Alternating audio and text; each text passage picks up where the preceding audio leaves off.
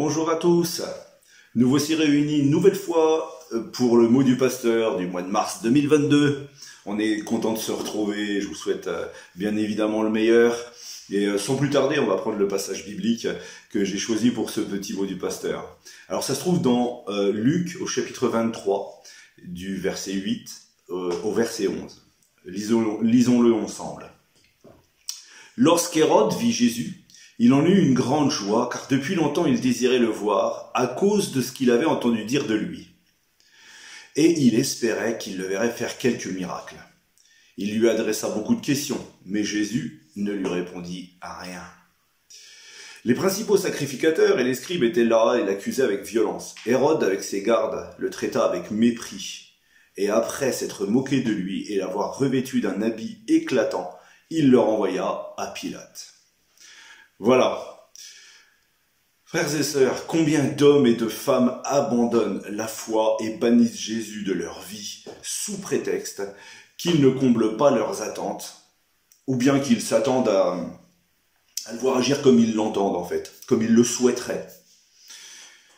Hérode s'attendait, lui, à ce que Christ l'émerveille, l'impressionne, le bouleverse, le divertisse peut-être même par un de ses miracles. Il avait tellement entendu parler de lui que voilà, il s'est dit c'est maintenant le moment de le voir peut-être, eh bien je ne sais pas, opérer une guérison, dire une petite parole prophétique pour ma vie, déclarer que je suis le roi que Dieu a choisi sur ce pays.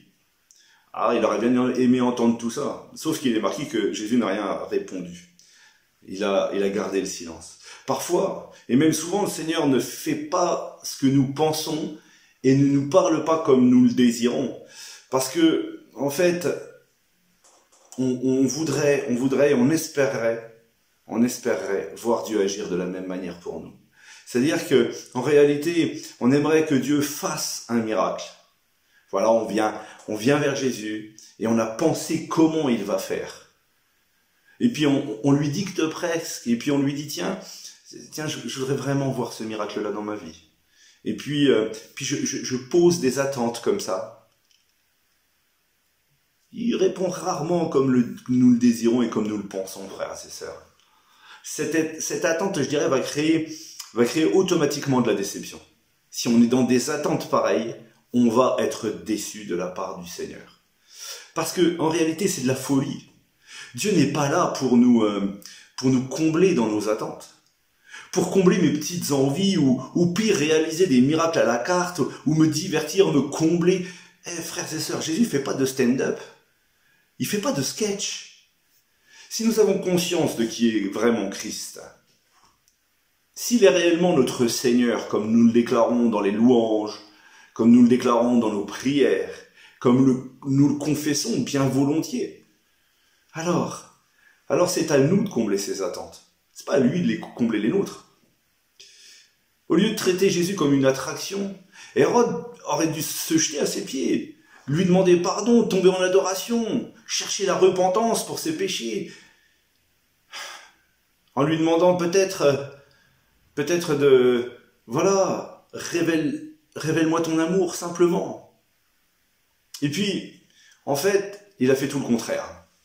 Il s'est posé là en juge. Il voulait juger Jésus. Lui était en train de juger Jésus alors que le juge parfait était devant lui. C'est quand même incroyable. Et vous savez comment Jésus l'a jugé? Il l'a jugé avec le silence. Et souvent, quand Dieu ne te parle pas, ou quand tu as l'impression qu'il ne te répond pas, peut-être est-il déjà en train de te fournir une réponse. Peut-être cette prière, peut-être cette attente que tu as, c'est pas la volonté de Dieu que Dieu a pour toi. Alors simplement Jésus, il faut que nous le voyions tel qu'il est.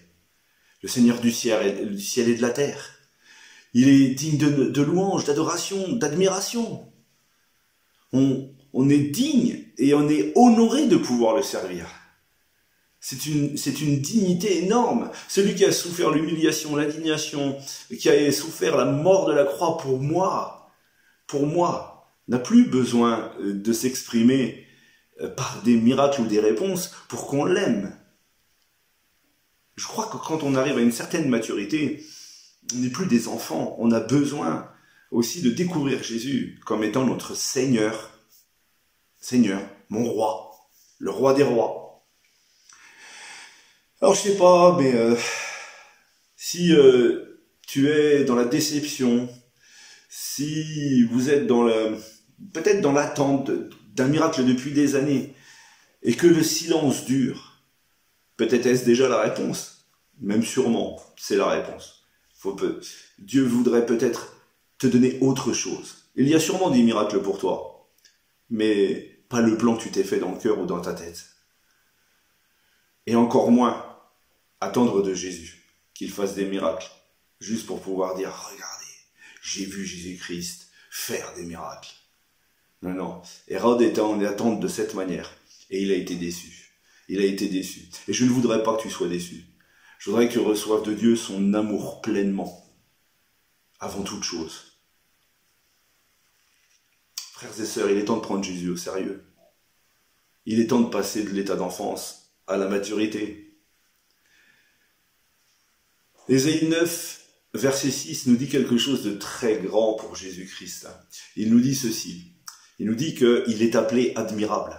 Il est appelé le conseiller. Il est appelé Dieu puissant. Père éternel. Jésus est Dieu.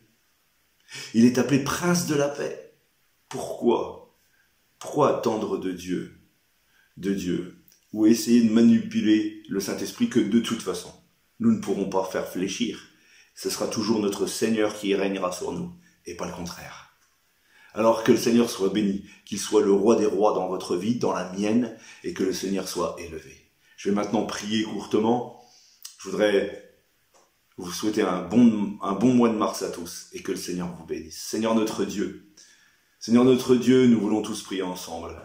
Te demander peut-être pardon, parce que combien de fois nous attendons de toi le miracle, et peut-être faut-il se l'avouer, des fois on est un peu comme Hérode.